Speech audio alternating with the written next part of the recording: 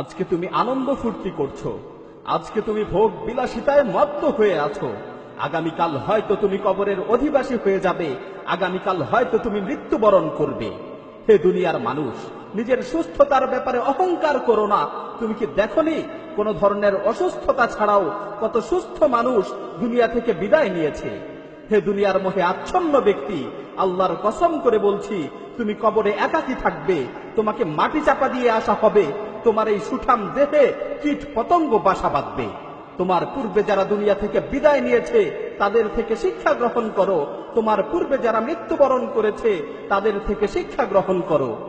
আল্লাহর শপথ করে বলছি, যখন তোমার মৃত্যু চলে আসবে তখন তুমি অনুতপ্ত হবে, যখন তোমার বিদায়ের ডাক চলে আসবে তখন তুমি অনুতপ্ত হবে। আল্লাহর কসম, তুমি সেদিন নামাজ না পড়ার কারণে অনুতপ্ত হবে, তুমি সেদিন অনর্থক কাজে সময় নষ্ট করার কারণে অনুতপ্ত হবে। আমার প্রতিপালকের কসম করে বলছি, তুমি সেদিন নামাজ না পড়ার কারণে অনুতপ্ত হবে, তুমি সেদিন সময়ের অপচয় করার কারণে অনুতপ্ত হবে। কিন্তু সেদিন তোমার এই অনুশোচনা কোনো কাজে আসবে না।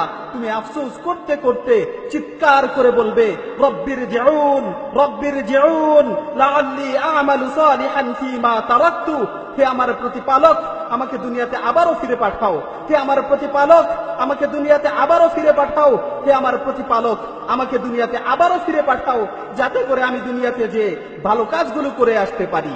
আল্লাহ তাআলা তখন তোমাকে লক্ষ্য করে বলবেন, কাল্লা, কখনো না, তোমাকে আর কখনোই দুনিয়াতে ফিরে পাঠানো হবে না।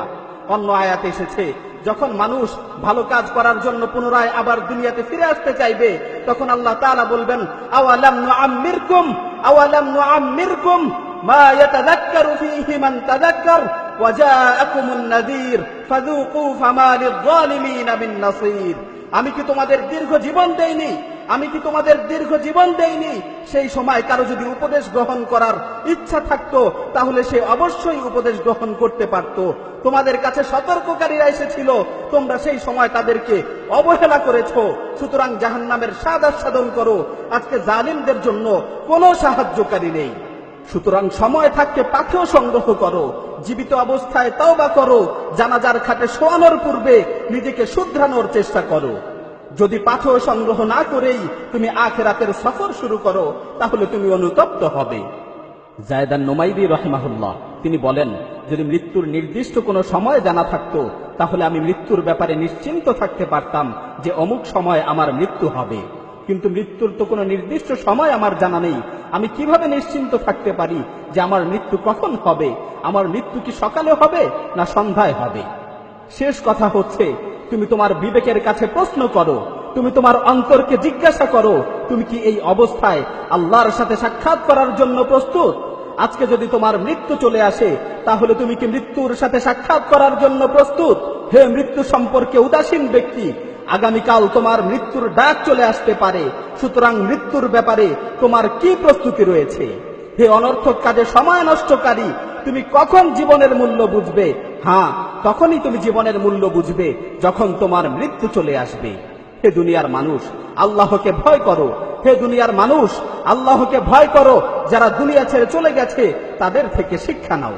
পরিশেষে আল্লাহ সুবহানাহু ওয়া তাআলার কাছে ফরিয়াদ করছি, হে আল্লাহ, আমাদেরকে আপনার দ্বীনের উপর চলার তৌফিক দান করুন, আমাদের মৃত্যুকে সহজ করুন, অন্ধকার কবরের ভয়াবহতা থেকে আমাদেরকে রক্ষা করুন, কিয়ামতের কঠিন মুহূর্তে আমাদের হিসাব নিকাশকে সহজ করুন।